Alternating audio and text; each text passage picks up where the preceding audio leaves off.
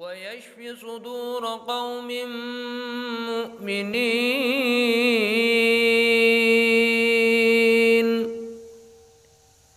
فيه شفاء للناس.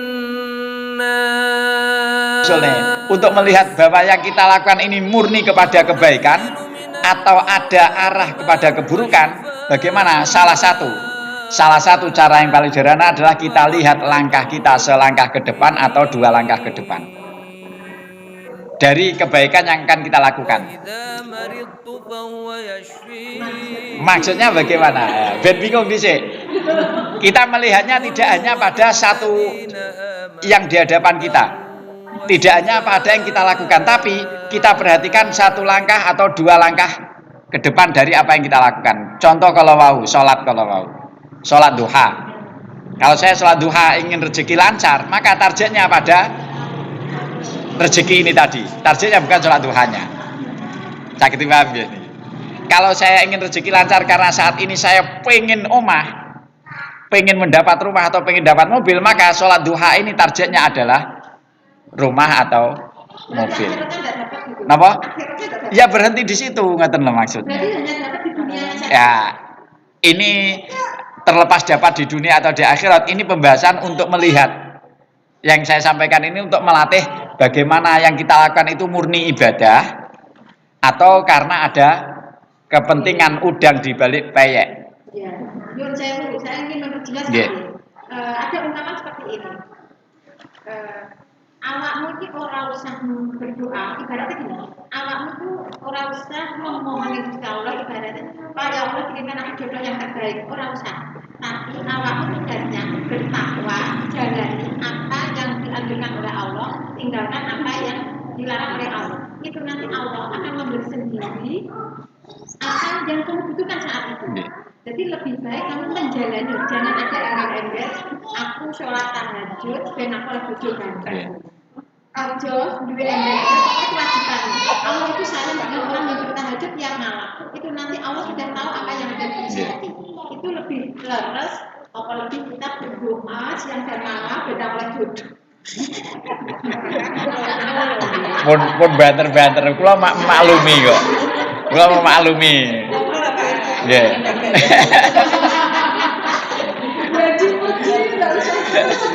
Saya sangat paham, dan itu bagaimana? Memang dalam satu konteks ajaran ulama kita, bahkan Rasulullah pun menyebutkan bahwa ketika ada orang yang sibuk berzikir kepada Allah sampai lupa minta kepada Allah karena zikir, maka dia akan diberi yang lebih baik daripada apa yang diberikan kepada orang yang meminta-minta kepada Allah. Pokoknya tujuannya tidak untuk makhluk gitu kan. Yeah. Jadi tidak punya tujuan untuk makhluk. Aku sholat bentang oleh ini, betul. Tidak ada. Memang ada. Saya ingin menyeimbangkan biar kita bisa memahami dengan seimbang, komprehens. Tidak setengah-setengah. Memang dalam satu konsep Rasulullah pun mengajarkan seperti itu. Kalau ada orang yang sibuk berzikir, sibuk beribadah, sehingga sampai lupa tidak minta kepada Allah, maka Allah akan memberi yang lebih baik dari apa yang telah diberikan kepada orang yang minta kepada Allah. Tapi itu lupa ya. Sampai lupa, karena fokus zikir, bahasanya seperti itu, bahasanya. Maknanya ketika fokus ibadah, fokus zikir tetap akan diberi oleh Allah. Ini satu sudut pandang benar. Satu sudut pandang, dan sudut pandang ini benar menjadi sangat baik ketika kita siap dan kita kuat. Untuk kita ibadah bukan tujuan makhluk. Yeah. Ketika kita siap dan kita kuat, maka fokus ini, fokus ibadah, fokus zikir, fokus membaca Quran kepada Allah, tidak ada niatan apa-apa. Ini sangat baik, sangat benar. Manakala kita memang dalam tahapan, dalam taraf orang yang sudah siap dan kuat menghadapi segala yang diberikan oleh Allah. Tapi kalau tidak kuat, ini nanti akan menjadi bumerang, menjadi permasalahan. Kenapa? Lagi dikai rezeki sempit wis bingung, gak dikai bojo pirang-pirang tahun wis grundel. Kalau poso 7 tahun lho Pak. Nah, ketika seperti itu, kula paham. Karena saya paham itulah maka saya menjelaskan seperti itu. Kalau memang kita dalam posisi orang yang kuat menghadapi apa yang ditentukan oleh Allah, maka langkah ini yang terbaik. Pola ini yang terbaik. Tidak usah minta, tidak usah menentukan, tidak usah memprotes kepada Allah. Diberi apapun seperti apapun siap dan kuat, maka ini yang terbaik. Dan itu akan tetap diberi. Hanya saja cara Allah memberi itu tidak sesuai dengan keinginan kita, ngoten lho. Nrimo wis gak oleh bojo nganti mati ya gelem. Nah, ini yang berat. Kalau memang kuat kalau memang kuat seperti itu bagus. Itu yang terbaik. Ketentuannya tadi bagi orang yang kuat. Ini yang terbaik, level pertama. Tapi gini Pak, ini Kula terus nerian nggih. Kula terus nerian ben sempurna. Nah, kalau memang kita dalam posisi orang yang tidak kuat dengan konsekuensi logis ketika kita tidak minta, kita tidak menentukan, kita tidak siap. Artinya misalnya tiba-tiba kita diberi miskin, kita diberi sakit, kita tidak diberi suami sampai mati, kita tidak siap.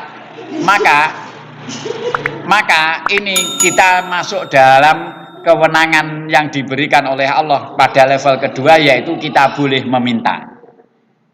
Selama mintanya kepada Allah dengan cara yang diridhoi oleh Allah, maka kita minta itu tidak salah.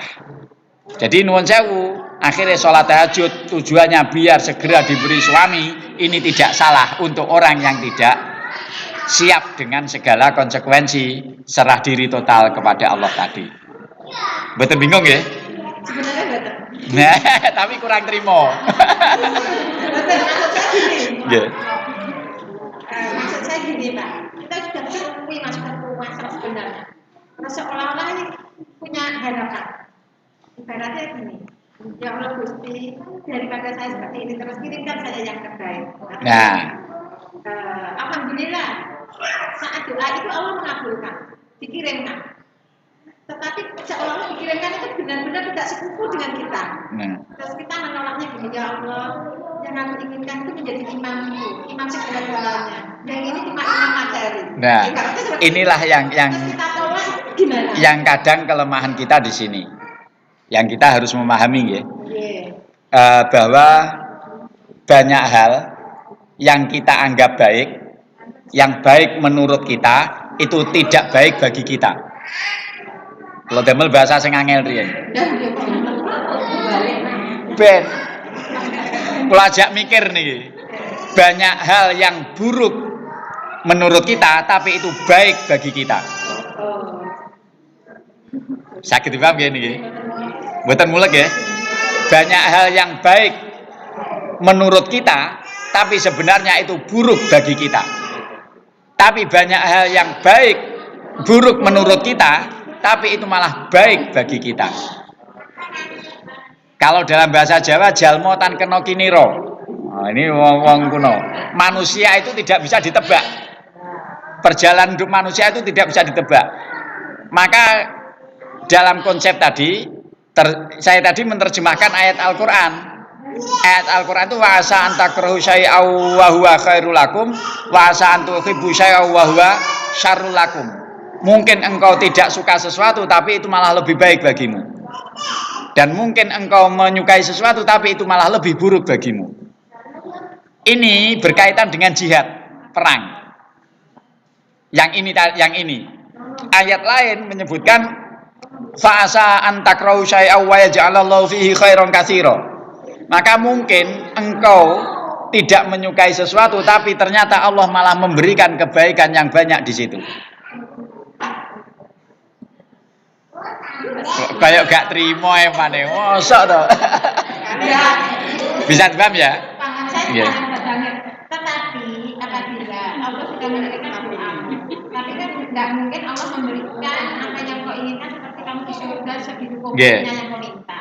Nah, tetapi kita melihatnya, kita menolaknya gini. Ya Allah, ambilkan aku dengan adalah kau iming-iming aku dengan orang ini dengan hartanya, tapi aku akan menolaknya ya Allah. Karena tidak sepupu dengan aku ingin mendapatkan imam yang terbaik. Apakah itu Allah akan murka dan marah karena mungkin dulu tak ada kok gak terima? Nah, bisa jadi seperti itu. Sebenarnya sudah ada pemahaman itu. Kenapa? Karena memang kadang kita itu terjebak dengan keinginan kita sendiri. Kita itu terkungkung dan terpenjara oleh kemauan kita sendiri. Kita melupakan bahwa ada yang mengirimkan ke kita, itu Allah. Tapi maaf Pak. Maka gak terima. Betul apa? Ini pengalaman. Artinya biar semua tahu. Ini bisa jadi pelajaran sebenarnya, bukan kasus kepada calon suami saja sebenarnya, kepada mengambil calon menantu misalnya, bagi para ibu. Kalau kita akan mengambil dengan niat bahwa aku lo punya ini, oh iya, nggak apa-apa. Suatu saat karena aku yang ngaji, aku yang sholat, kamu akan aku bimbing. Tapi di sini merasa, uang itu goblok, apa pendidik uang lama. Tapi aku nggak mau ya Allah, kok ini. Masa Allah akan murka, kata loh. Kalau dikatakan murka sih sebenarnya tidak, hanya saat itu. Inilah yang menyebabkan contoh kasus jenengan ya. Inilah menyebabkan. Ini biar mudah saja, contoh kasus. Ini hanya contoh kasus, biar mudah mawon. Ya, karena jenengan ketika menginginkan kemudian dikirimi terus menolak, akhirnya tidak dapat sampai berkepanjangan, maka inilah yang saya katakan kita terjebak, kita terkungkung, kita terpenjara oleh pikiran kita sendiri. Karena kita menolak bahwa ada satu realita, mungkin apa yang kita, realita ilmiah, realita teori yang disampaikan oleh Al-Quran, saya katakan realita karena itu pasti terjadi. Apa yang kita anggap buruk itu ternyata sebenarnya yang terbaik bagi kita. Atau yang kita anggap terbaik itu malah sebenarnya buruk bagi kita. Kenapa? Karena kita tidak tahu cara Allah. Lorien nanti menyampaikan, salah satu teman saya mondok di Lirboyo, kemudian ketika pulang dia pekerjaannya jauh dari pekerjaan yang layak sebagai santri. Ketika saya ditanya oleh kiai saya, piye pekerjaan ini kayak? Saya katakan, ini kok kerjaan ini ngeten, kaza wa kaza, saya sampaikan, bla bla bla bla. Jawab kiai, barokai urip kuwi gak roh menungso. Barokai urip, bukan sekedar wong ki dadi apik apa gak, tapi barokai urip kuwi menungso gak roh. Dan ini merupakan saripati dari yang saya sampaikan tadi. Artinya kita jangan tertipu dengan penampakan lahiriah bahwa apa yang kita anggap itu tidak baik pasti akhirnya tidak baik bagi kita, tidak. Yang penting ketika dia niatnya baik, maka bahasa Rasulullah tentang jodoh, kalau ada orang yang akhlaknya kamu pandang cukup, agamanya cukup, maka terima dia. Yang penting akhlaknya baik, meskipun dia secara lahiriah tidak baik, siapa tahu dengan hartanya membuat kita bisa mendatangkan guru ngaji, kemudian kita bisa menjadi lebih baik, bisa.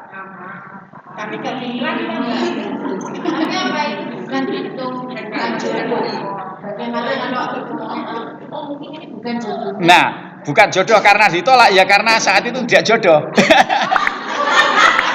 Karena ditolaknya itu, artinya memang tidak jodoh. Kapan jadi jodoh? Pada saat dipertemukan. Begitu qabil tu nikah, ya itu jodohnya.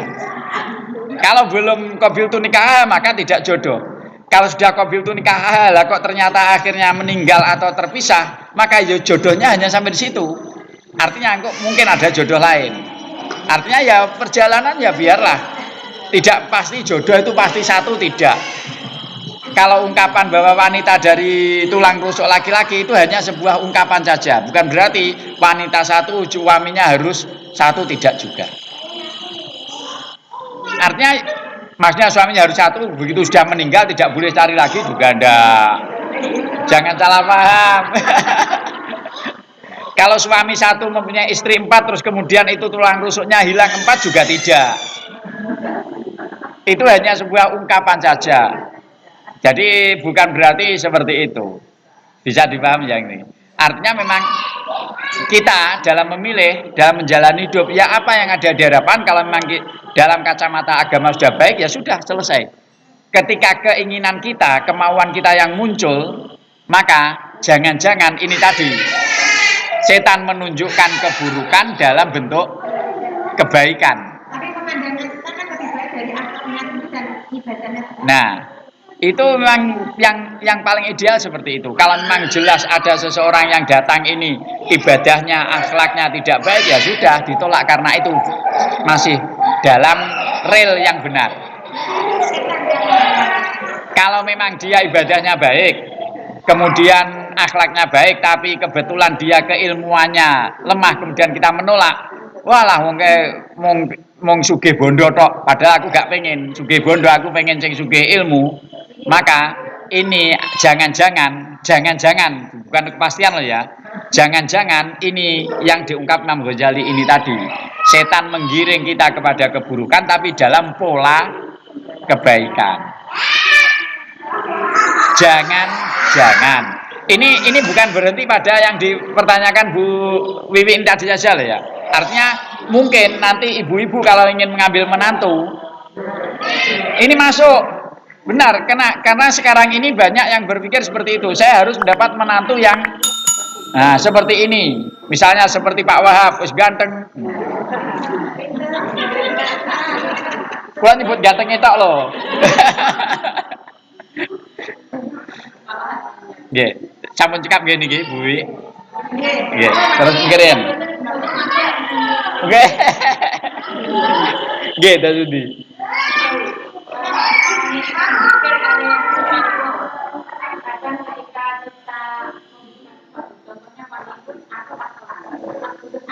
Nggih.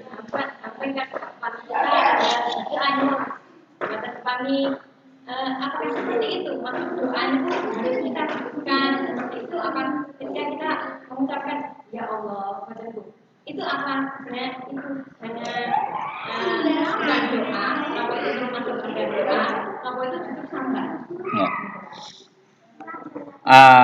Dalam satu kasus karena manusia ini oleh Allah kemudian ditakdirkan dalam kondisi yang tidak mungkin stagnan, berdiri selalu konstan dalam kondisi yang terbaik, istiqomah dalam kondisi terbaik. Sering Allah itu menjatuhkan manusia, kemudian sering Allah mengangkat manusia, kadang ditempatkan di tengah-tengah, kadang di bawah, kadang di atas, seperti itu kan. Nah, ketika kita ditempatkan di bawah kemudian kita menyebutkan kepada Allah, itu doa atau itu hanya itu menjadi sambat atau itu memang layak seperti itu, maka selama memang kita masih dalam tahapan orang yang mengembalikan semuanya kepada Allah, itu masih dibenarkan dan itu masih tetap doa masuknya. Sudah masuk doa. Menjadi sebuah sambat, keluh kesah atau jazak itu manakala di hati kita ada rasa tidak terima. Jadi titik kuncinya kata kuncinya keywordnya di hati ini ada rasa menerima apa tidak menerima. Kalau kita minta kepada Allah, ya Allah urip kok ngene iki wis bojo wis angel ora diomongi karepe dhewe niku kok teng jero ati niki ngrundel tidak terima, maka ini munculnya jadi jazak. Tapi kalau memang diberi sesuatu yang tidak menyenangkan, termasuk kondisi drop ekonomi, drop fisik, kemudian kita, ya Allah, kula nyuwun sehat. Selama memang kita minta, betul-betul minta kepada Allah, dan tidak ada rasa ngersula seandainya tetap sakit pun tetap siap, maka ini namanya doa. Tidak jazak. Menjadi jazak bila ada masih tetap gandoli teng jero ati rasa gak trimo, tidak terima dengan apa yang diberikan oleh Allah, ini menjadi jazak dan ini yang buruk. Ini yang tidak dibaik, yang dianggap yang tidak dibenarkan oleh ulama, dan ini dianggap buruk karena ngersula kalau. Jadi ukurannya adalah selama kita tetap bersandar dan bergantung kepada Allah dan siap menerima apa yang diberikan oleh Allah, maka itu doa dan ini tawakal. Tidak menghilangkan nilai kesabaran kita, tidak menghilangkan nilai ketawakalan kita, tidak. Kenapa? Rasul-rasul pun seperti itu. Doa kepada Allah dalam kondisi sangat terjepit. Rasul-rasul dan para sahabat-sahabat dan pengikut-pengikut Rasul juga seperti itu.